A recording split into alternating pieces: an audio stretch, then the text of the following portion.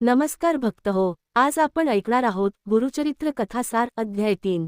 गुरु म्हणजे प्रकाश, गुरु म्हणजे ज्ञान आणि गुरुच आपल्या जीवनातील अंधार दूर करणारा दिवा। चला या अध्यायातील दिव्य प्रसंग अनुभवूया।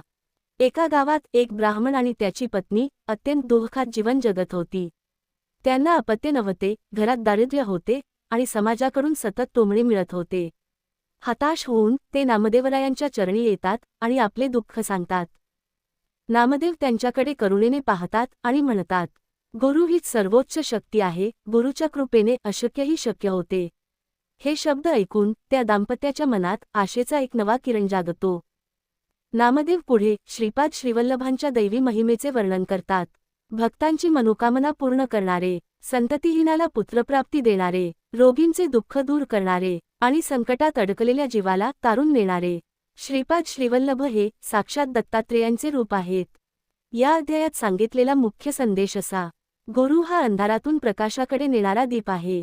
गुरुचरित्राचे श्रवण, गुरुचरणांची सेवा आणि प्रामाणिक श्रद्धा ही तीन गोष्टी जीवनातील सर्व क्लेश दूर करतात।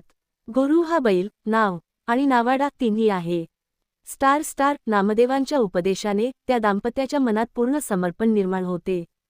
ते दत्तगुरूंच्या भक्तिमार्गाला स्वीकारतात आणि त्यांच्या जीवनात शांतता, सुख आणि समाधान उतरते। अध्याय 3 आपल्याला शिकवतो, ज्याच्या जीवनात गुरु आहे त्याचे जीवन कधीही अधुरे नसते।